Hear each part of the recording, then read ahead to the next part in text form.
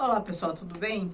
Hoje eu vou comentar um conto do Machado de Assis, O Enfermeiro. Vocês sabem que Machado de Assis para mim é um dos melhores contistas que nós já tivemos. Eu gosto muito do Machado de Assis, Clarice Lispector, Lígia Fagundes Telles e o Mário de Andrade. O Enfermeiro trata-se do quê? De um cara de meia idade, 40 e poucos anos, que resolve ser enfermeiro de um senhor já velho, rico, velho, intratável. Então, assim, ninguém conseguia ficar lá, ninguém conseguia lidar com aquele velho, os cuidadores todos, os enfermeiros todos, ninguém parava lá. Ele expulsava, ele maltratava, as pessoas simplesmente iam embora, fugiam de lá.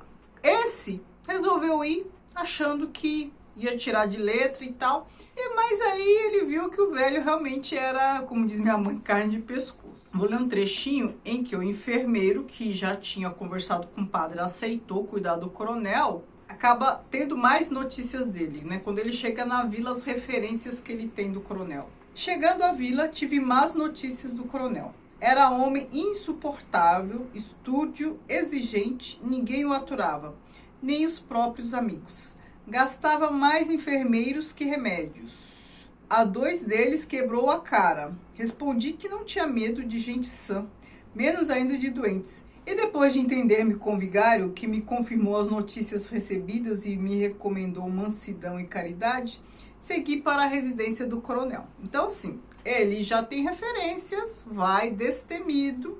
Aí, quando ele chega, o velho tá na varanda, não o recebe mal.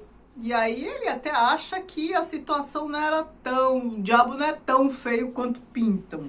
Mas a primeira pergunta que ele faz pro enfermeiro é engraçada. Você é gatuno? Não, senhor. Em seguida perguntou-me pelo nome, disse-lhe e ele fez um gesto de espanto. Colombo? Não, senhor. Procópio José Gomes Valongo. Valongo? Achou que não era nome de gente e propôs chamar-me tão somente Procópio. Ao que respondi que estaria pelo que fosse de seu agrado. O velho ali não é muito agradável, né? Já dá logo para perceber. Até que o velho começa a maltratá-lo, dá bengalada e tal, e aí ele realmente percebe que não dá para ficar ali e tenta ir embora. Ele tentou ir embora uma vez, mas aí o velho pediu para ele ficar e tal, ele acabou ficando, enfim. Ele ficou em várias situações, assim, a ponto de pegar suas coisas e ir embora. Mas aí o velho se redimia e tal, ele ia ficando. E aí até que eles têm lá um desentendimento feio. Na noite de 24 de agosto, o coronel teve um acesso de raiva, atropelou-me, disse-me muito nome cru, ameaçou-me de um tiro e acabou atirando-me um prato de mingau que achou frio. O prato foi cair na parede onde se fez em pedaços. Hás de pagá-lo, ladrão, bradou ele. Resmungou ainda muito tempo. Às 11 horas passou pelo sono. Enquanto ele dormia, saquei um livro de bolso, um velho romance de Darlincourt, traduzido, que lá achei e pus-me a lê-lo.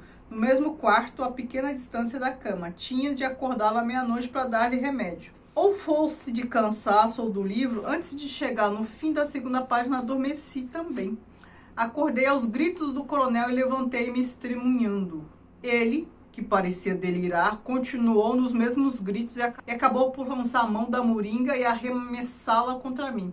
Não tive tempo de desviar-me. A moringa bateu-me na face esquerda.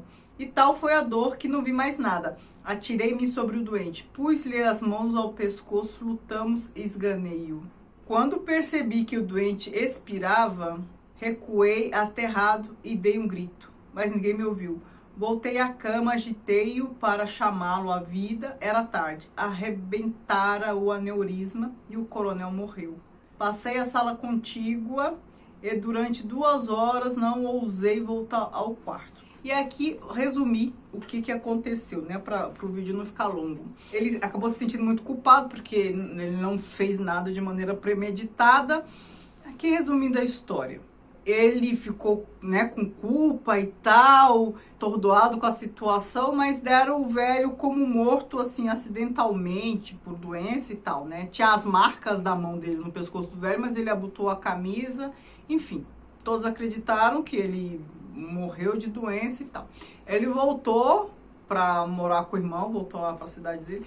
Aí ele descobriu que o velho tinha deixado o testamento, toda a sua fortuna em testamento para ele, Procópio. E aí a culpa dele aumentou mais ainda. Aí ele quis devolver. Aí o que ele pensa? Cogitei em recusar herança. Parecia-me odioso receber um vintém de tal espólio. Era pior do que fazer-me esbirro alugado. Pensei nisso 3 dias e esbarrava sempre na consideração de que a recusa podia fazer desconfiar alguma coisa. No fim de 3 dias, assentei no meio termo. Receberia a herança e dá-la-ia toda aos bocados e às escondidas. Não eram só escrúpulos, era também um modo de resgatar o crime por um ato de virtude. Pareceu-me que ficava assim de contas saldas. E aí, ele voltou, né, para a cidade para receber a herança. Os comentários das pessoas começaram a fazê-lo mudar de ideia, dissuadi-lo. Vejam só. Perto da vila apertou-me o coração e quis recuar, mas dominei-me e fui. Receberam-me com parabéns. O vigário disse-me as disposições do testamento, os legados pios, e de caminho ia louvando a mansidão cristã e o zelo com que eu servira ao coronel, que apesar de áspero e duro, soube ser grato.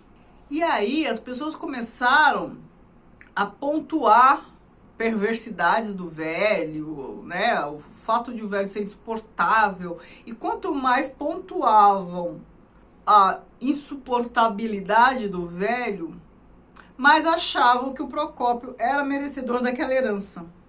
Ele, a princípio, foi ficando desconfortável com a situação, né? Porque ele tinha uma culpa ali. E aí começavam a lembrar das crueldades todas de Procópio. Não, e aí os mais velhos começaram a se lembrar das crueldades do velho que morreu, que desde menino era perverso e tal. E quanto mais faziam isso, né, buscavam até nas memórias as malvadezas, as crueldades do velho, mas exaltavam Procópio, né? Não, realmente mereceu, porque aguentar tudo aquilo não é para qualquer um. A mudança começa a acontecer. Um trechinho. E o prazer íntimo, calado, insidioso, crescia dentro de mim, espécie de tênia moral, que por mais que a arrancasse aos pedaços, recompunha-se logo e ia ficando. Isso é muito Machado de Assis, né?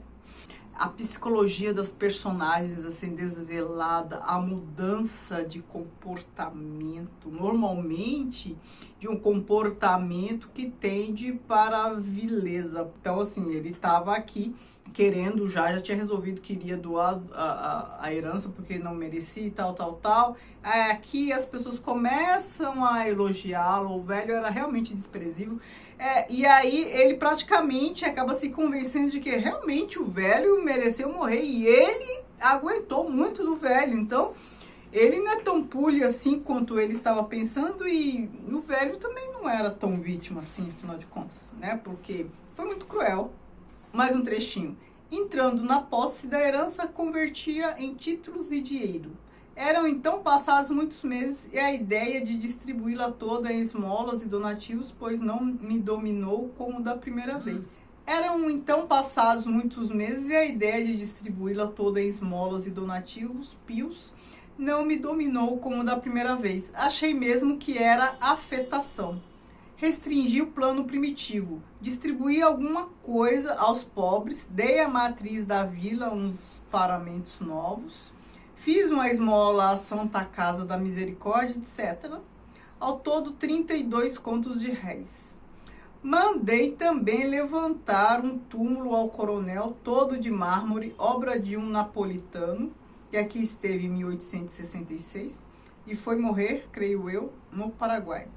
Aí os anos foram passando, a memória tornou-se cinzenta e desmaiada. Penso às vezes no coronel, mas sem os terrores dos primeiros dias, ou seja, a lembrança do coronel já não impedia a ele culpa. Ele não sentia mais culpa. Todos os médicos a quem contei as moléstias dele foram acordes em que a morte era certa e só se admiravam de ter resistido tanto tempo. Pode ser que eu, involuntariamente, exagerasse a descrição que então lhe fiz. Mas a verdade é que ele devia morrer, ainda que não fosse aquela fatalidade. O fato de a morte do velho ser certa, como é certa a morte de todos nós, mas ali os médicos atestaram, não, ele não ia viver muito, na verdade até viveu muito com a doença que tinha. Fez com que a culpa dele se atenuasse, né? Ainda mais que ele passou por tudo que passou com o velho. Adeus, meu caro senhor. Se achar que esses apontamentos valem alguma coisa, pague-me também com um túmulo de mármore, ao qual dará por epitáfio esta emenda que faço aqui ao divino sermão da montanha. Abre aspas. Bem-aventurados os que possuem, porque eles serão consolados. Fecham-se aspas. E assim termina o conto, muito machadiano. Depois de atenuar a consciência, de se convencer de que, né, era bobagem doar o dinheiro e tal, se convencer de que ele era realmente merecedor do dinheiro, que o velho ia morrer de qualquer forma e nem era boa coisa, uma citação bíblica. Porque vocês sabem, na Bíblia tem qualquer citação, porque na Bíblia tem passagem que podem ilustrar qualquer situação, boa ou ruim, que a gente sentir. E o Machado de Assis, ele era muito irônico com essas coisas todas de espiritualidade. Então, em A Cartomante a gente vê isso, aqui também. Ou então, não estou dizendo que ele não era religioso, isso eu não sei dizer, nunca li nada a respeito. Mas ele debocha muito do comportamento das pessoas que se dizem religiosas ou daquelas... Aqui a gente não vê um comportamento religioso, mas faz o uso da Bíblia de acordo com o que lhe convém. Isso é muito Machado de Assis. Bem-aventurados que possuem, porque eles serão consolados. Então, assim, você tendo grana, a sua culpa é mitigada, ela é ressignificada, ela é desconstruída, porque o dinheiro a tudo conforta. Me digam se vocês já conheciam esse conto, se vocês gostam dos contos do Machado de Assis, eu vou adorar saber. Muito obrigada, beijos e